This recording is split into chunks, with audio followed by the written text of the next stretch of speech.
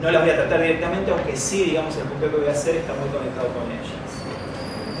Mi preocupación, sin abundar en un raconto sistemático de cómo empecé, qué hice, qué me preocupó, digamos, bueno, básicamente lo resumí en 2 palabras de Nicolás. Trabajé temas sobre grupos espiritistas y católicos, en particular hombres consagrados al marxismo, Iglesia Católica. En los 2 casos, digamos, esas 2 denominaciones, mi preocupación siempre fue de orden más bien epistemológico, es decir, la religión como una epistemología de lo sagrado, como a partir de un conocimiento que viene dado desde una concepción y desde un lugar del conocer en sí mismo, tal como lo define la filosofía de la ciencia, así como nosotros conocemos algo tan elemental como para ir a, no sé, a la Plaza Italia, qué subte nos tenemos que tomar o qué colectivo nos tenemos que tomar, ese mismo conocimiento básico que se cruza con el conocimiento común, con el sentido común, forma parte también de una epistemología. Como dijo el gran Gregory Bateson, no hay sujeto vivo, ¿sí? Sujeto organismo vivo que no posea en sí mismo por característica una organización epistemológica. Sin conocimiento no hay vida, es decir, me parece que la cuestión teórica central de Bateson es básicamente que la vida va de la mano del conocimiento. Si no es imposible la vida en sociedad, la vida en un medio incluso biológico. Recuerden que él habló en su momento desde la biología, de la antropología, pero en diálogo con la biología. Entonces, dicho esto, yo digamos, bueno, está a punto de cumplir casi 20 años el primer artículo que yo publiqué en Brasil, donde abundé un poco por primera vez toda esta preocupación, que en realidad hoy lo que haría sería no negarla, sino verdaderamente ampliarla con cosas nuevas.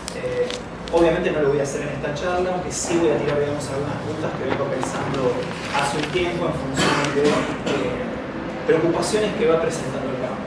Es decir, acá me parece algo importante respecto de la teoría. Una de las críticas que uno viene escuchando bastante recurrentemente en el ámbito teórico regional es la ausencia de nuestra parte de producción teórica, ¿no? La teoría postcolonial, si bien ha puesto en el tapete esta cuestión a partir de una lectura X de la geopolítica del conocimiento, lo cierto es que en la mayor parte, y para esto basta solamente citar las bibliografías de los artículos que leen permanentemente, de las tesis que ustedes leen y producen, los libros que se producen, en general, cuando hablamos de teoría y de conceptos utilizados, son todos conceptos y teorías que provienen del primer mundo, o mal llamado primer mundo. Es decir, la construcción de nuestro conocimiento, en general, en toda la ciencia, no en el campo de la religión, sigue todavía siendo como deudora y estableciendo una relación de jerarquía con lo que se produce en otros lados para su aplicación, casi diríamos lineal, directa y en algunos casos desafortunadamente poco crítica, de situaciones o casuísticas locales. Entonces, sin duda yo creo que desde un punto de vista epistemológico tenemos un problema que podemos decir que también es político, ¿sí? En cuanto a la producción de teoría. Entonces, un poco, digamos, mi charla va por ese lado. Estimulamos a ustedes que están en este proceso de construcción, en este proceso de relevamiento de datos, en este proceso muchas veces angustioso de no saber hacia dónde ir o si lo que están haciendo está bien hecho o no, ¿no? Entonces, en ese caso quizá invitarlas a que tomen el desafío también de animarse a producir teoría, ¿no? No hay que ser un genio o una genia para producir teoría. Sí hay que tener sistematicidad en un laburo focalizado y bien delimitado y tratar de animarse a explotarlo y llevarlo más allá de los límites para el cual inicialmente fue pensado. Eso significa de que ustedes cuando terminen sus tesis van a llegar a un resultado X, pero muy probablemente por regla general uno no sigue exprimiendo ese producto, ¿no? Es decir, normalmente uno elige temas que dejó pendientes durante la tesis de doctorado o maestría y digamos la especulación y la reflexividad teórica que nosotros producimos, conceptual, o los usos conceptuales que producimos quedan como ahí, no mucho más, y en el mejor de los casos cambiamos de tema y volvemos a empezar con otra cosa. Sin embargo, la producción teórica necesita tiempo, producción y focalización y densidad reflexiva sobre un área bien recortada. Y sobre todo que ustedes lo lleven permanentemente más allá de los parámetros, como les decía, para lo cual inicialmente fue pensado. Un caso que, digamos, yo porque admiro, me gusta, siempre cito y en cada una de mis clases introduzco, es el caso de Turner, por ejemplo, quien inicialmente trabajó sobre los Dembo en Zambia, rituales de paso, noción de liminalidad, que él incluso adoptó de un folclorista francés como fue Arnold van Gennep, y que se animó, digamos, a exprimir mucho más el concepto y llevar la utilización de ese concepto a espacios y ámbitos que no tenían nada que ver con los ritos de pasado. ¿Sí? Entonces, digamos, el testeo, la contrastación y la exigencia de los productos que nosotros hacemos me parece que es una de las vías posibles para comenzar a producir teoría en el campo de la religión, llamémoslo, que es un tema y una palabra, un concepto bastante problemático. Así que bueno, dicho eso, me interesaría decir que para mí, a ver, de una manera muy grosera, me disculpo, digamos, por los errores que puedo estar cometiendo, yo dividiría la teoría en tres tipos de teorías. La primera teoría podría ser explicativa, en el sentido de que es una teoría que se piensa a sí misma con el objeto o a partir del objeto de tratar de explicar casuísticas o problemáticas que hasta el momento no poseen o cuentan con una explicación más o menos organizada. Un caso puede ser, por ejemplo, la teoría weberiana respecto de la secularización y el desencantamiento, donde todavía, digamos, reconocemos un fenómeno que es la secularización, reconocemos el fenómeno de la modernidad y intuimos cómo o hacia dónde puede llegar a derivar ese proceso.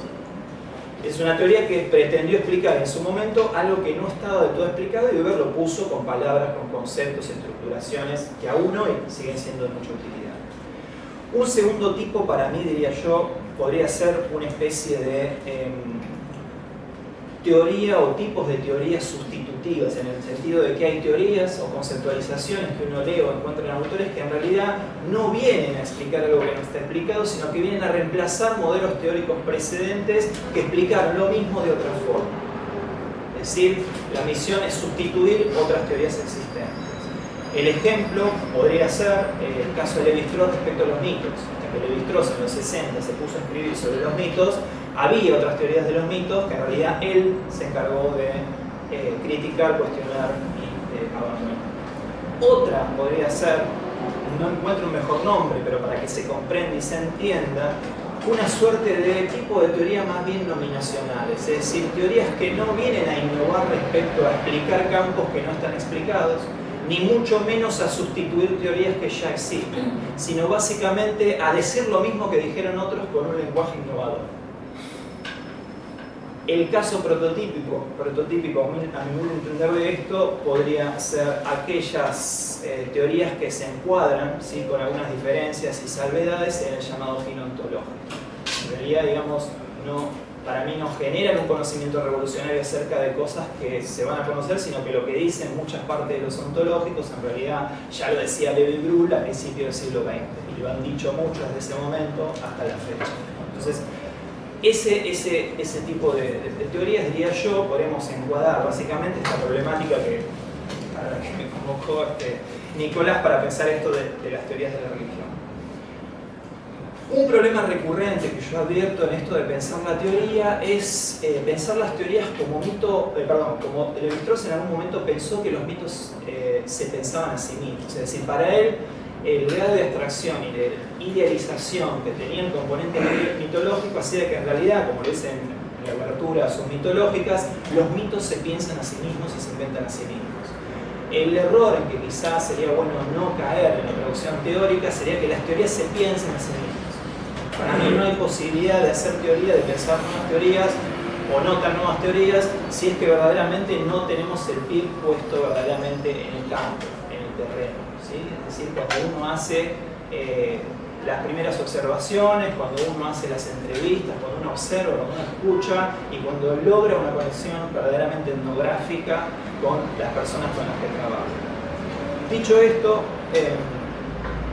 me gustaría quizá leerles un extracto breve, quizá me tome unos 5 minutos, de un fragmento de una experiencia etnográfica con una persona mayor que lidera, digamos, un grupo de meditación en el catolicismo y que se encuadra en un movimiento llamado meditación cristiana, con el que hice bastantes visitas semanales durante mucho tiempo.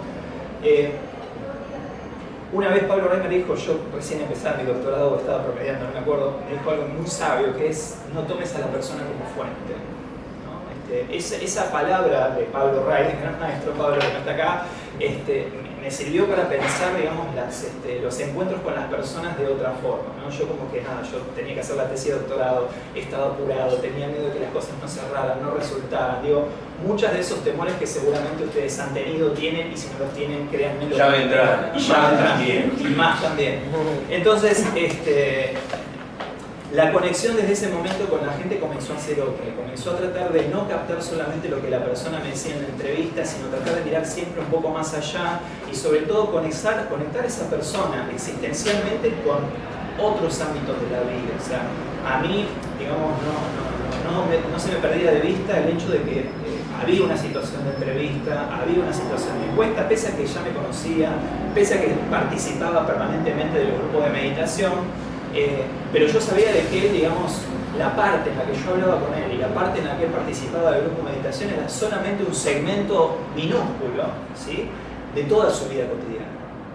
Sin embargo, también sabía, o al menos intuía con bastante certeza, de que lo que él me decía, lo que él pensaba, lo que él sentía y por lo cual él se definía, lo acompañaba sistemáticamente fuera de ese templo, de esa iglesia y de esa situación de entrevista. Esto para mí fue clave para pensar un montón de cosas y sobre todo para repensar la cuestión de la religión. En el sentido, por ejemplo, de que parece ser que algunos enfoques más recientes sobre la sociología, que dialogan un poco con la sociología de la vida cotidiana, hablan de la religión como de la religión cotidiana. Como en realidad, obvio que la religión es cotidiana, o sea, siempre fue cotidiana. A ver, la religión no se agota ni se muere en los templos, ni en los terreros, ni en los salones de liberación espiritual para el espiritismo. O sea, la religión vive en sí y habita a las personas con las cuales nosotros hablamos. Eso ya genera cuestiones de orden teórico y epistemológicos medulares para pensar nuestros objetos y nuestros objetos, sujetos y objetos. Bueno, entonces le leo, me tomo unos minutitos para leerles esto y después retomo esta discusión quizá un poco más conceptual y teórica a la luz de este relato, muy pegado, digamos, a la descripción empírica. Bueno, en los distintos y varios encuentros de meditación de los que había participado, Alberto, que es esta persona, había dado varias repetidas muestras de una actitud de independencia intelectual respecto a ciertos postulados teológicos de la Iglesia, así como de la autoridad eclesiástica en materia de conocimiento de Dios. Todo ello había sido fruto de una evolución personal a lo largo de una extensa trayectoria de vida como laico. Como me dijo en una de nuestras charlas, sin llegar a ser displicente, siempre ejerció una toma de distancia de lo que él mismo definió como la parte estructural de la Iglesia. Ello, afirmaba, porque me fui, y acá está la voz de él, me fui liberando de todo ese tipo de... fui evolucionando yo, fui profundizando esto de la palabra, de la figura de Jesús, de la adhesión a él y no a la estructura. Nunca me preocuparon los dogmas ni esas marcas de la Iglesia. En resumen, siempre tuve un pensamiento crítico y siempre dentro de la Iglesia misma durante los años 70 era medio rebeldón. Para esa época era empleado de la empresa estatal de ferrocarriles argentinos y en ese mismo momento estaba estudiando ahí en la Facultad de Filosofía y Letras. Y para los peronistas era comunista yo. Y en la facultad, como yo a veces tiraba algunas cositas de la Iglesia, era facho, ¿viste? En ningún lugar andaba bien. Su pertenencia a esos dos mundos, definidos entonces por las dinámicas políticas del período, parecía repetirse nuevamente en la actualidad con su práctica activa de la meditación cristiana dentro de la Iglesia Católica. Por otro lado, su actividad laboral privada como comerciante de libros primero, en la cual se había iniciado tímidamente trabajando aún en ferrocarril para complementar un exiguo salario, y luego funcionario de una editorial católica, le brindaba una posición privilegiada que se sumaba a una larga experiencia como laico, para observar el catolicismo desde una singular perspectiva e incluso más allá.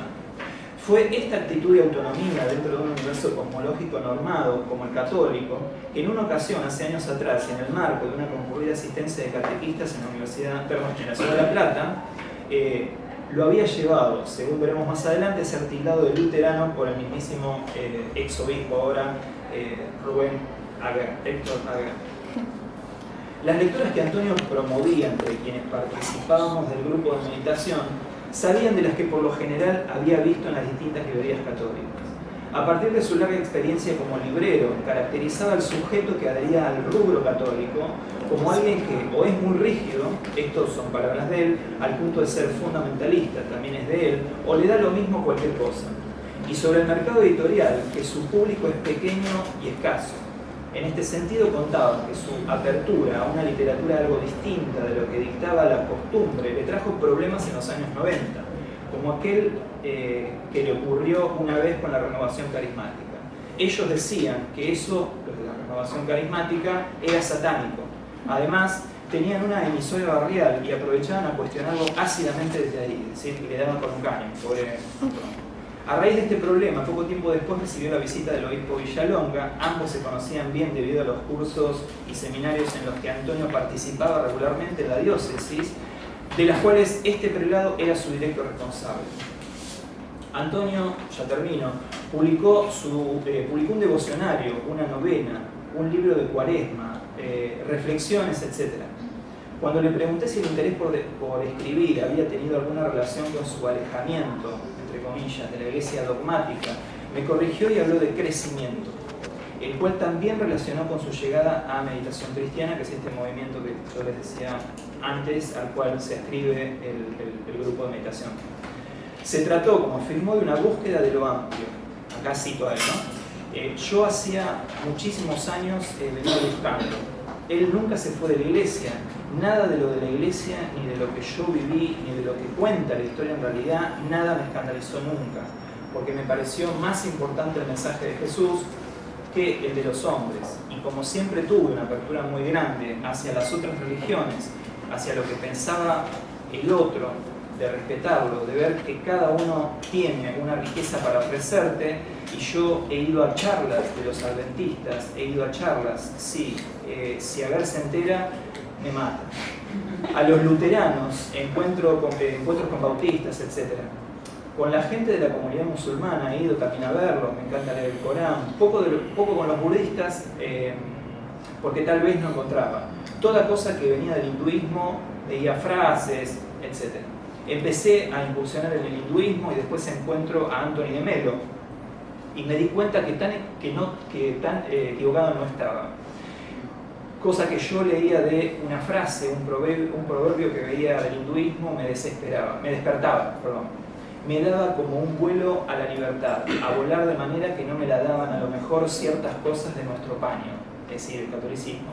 Lo otro me hacía respirar aires nuevos. Es decir, en esta reflexión, ¿sí? Que hace él acerca un poco en retrospectiva de cómo llegó a meditación, cuál era su rol y participación en la iglesia, cómo, digamos, salía y entraba y permanecía en una situación más bien marginal, aunque no tanto liminal por momentos en la iglesia, en un grupo que no tenía un reconocimiento finalmente oficial en ese momento por parte de la diócesis.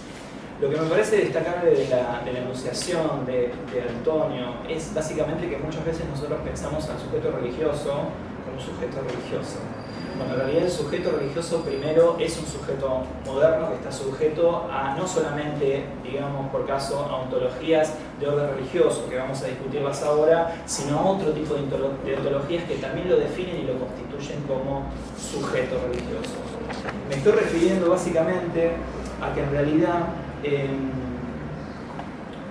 yo diría, a mi humilde entender, de que la modernidad, al menos la modernidad argentina, que es de la que más conozco, sin hablar de la modernidad europea, ni mucho menos de la modernidad norteamericana, que conozco poco, aunque sí conozco más la producción teórica que en esos lados se produce, está caracterizado para mí por 4 grandes ontologías que se ven reflejadas muchas veces en el discurso nativo y que son la ciencia, la política, la justicia y la religión.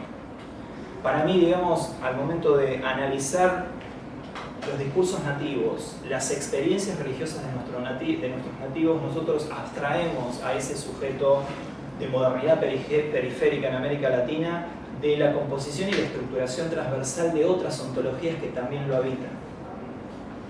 Entonces, ahí creo que cometemos un serio error epistemológico y comenzamos a reproducir uno de quizá de los peores rasgos de la modernidad, de nuevo, la modernidad pensada en otras latitudes y no en la nuestra, que en las otras latitudes la religión fue pensada como un escenario y un espacio social y cultural escindido de la vida social, así como la economía, la política, bla bla.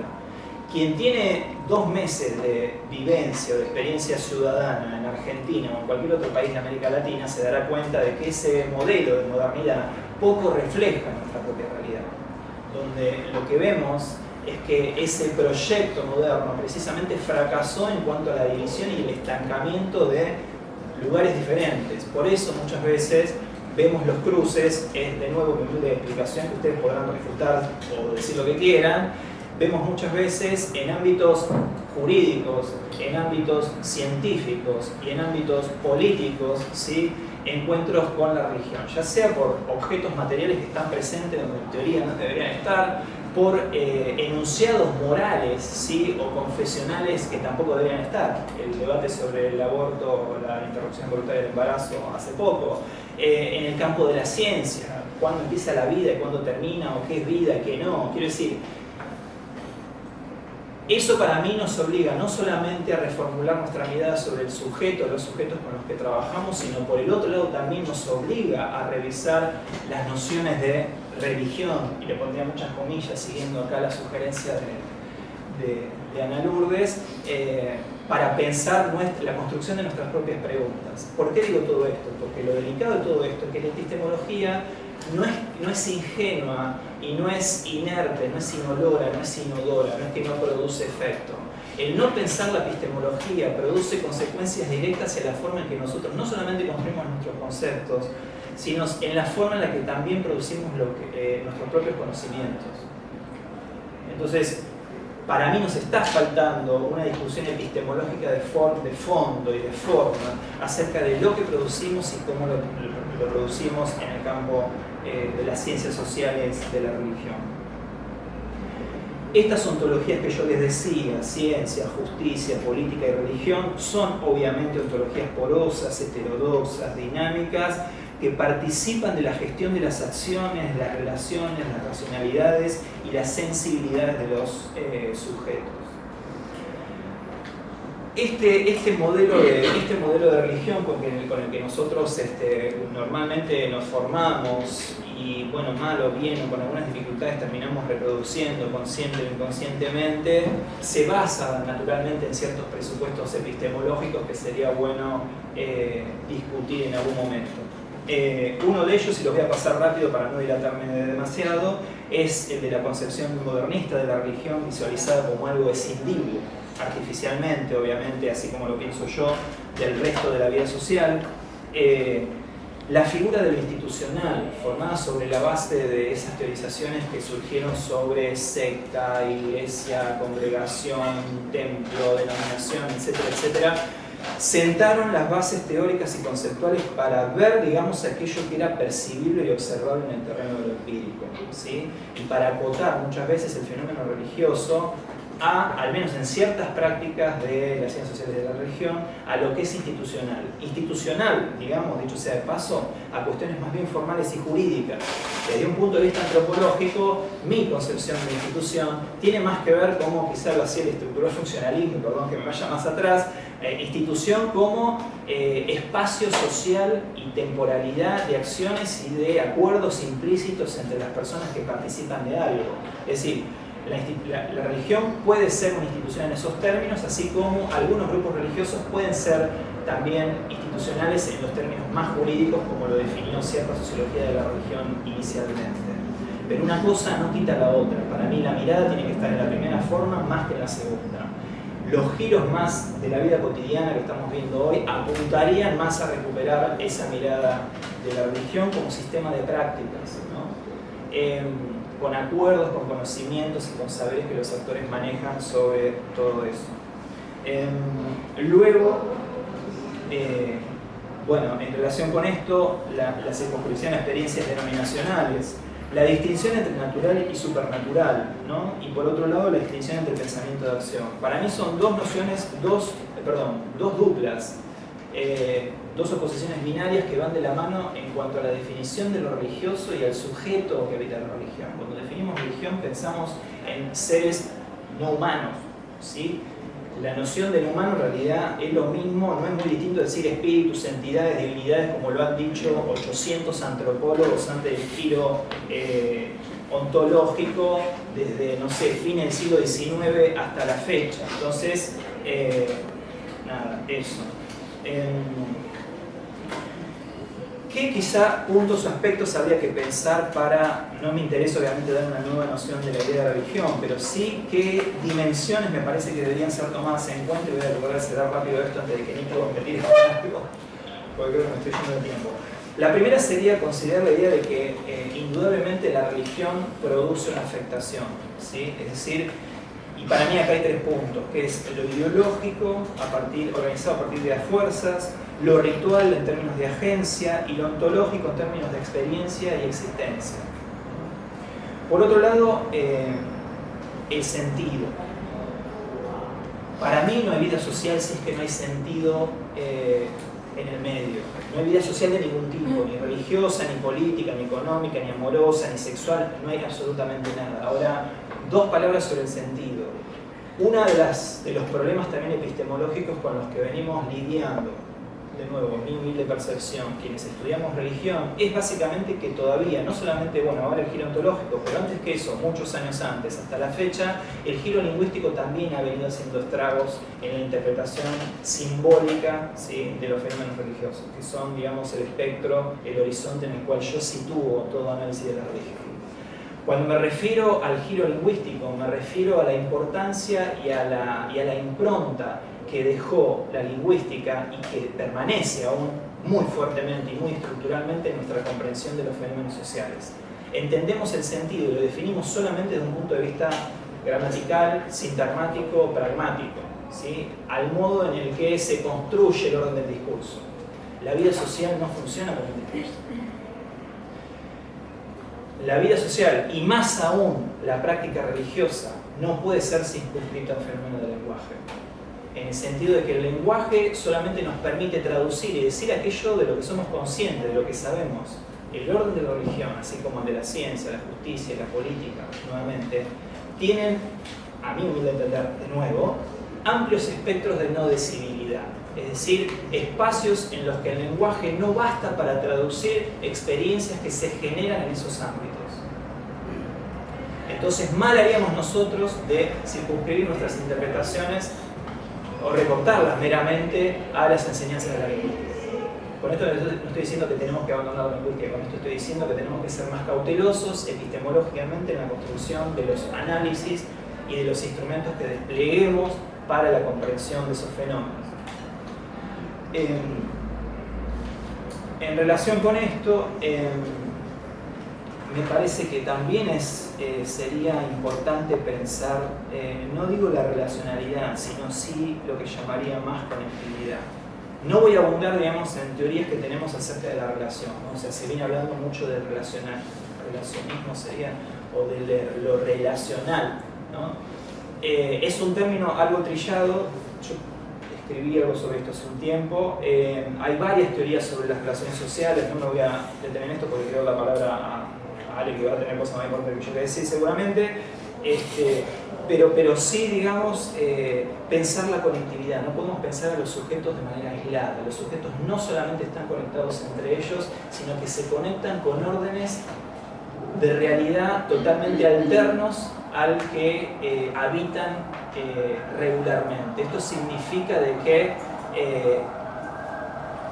son espacios o tiempos u objetos o entidades que no son inmediatas, sino que tienen alguna forma de mediación y que nosotros a duras penas muchas veces denominamos bajo la categoría de sagrado.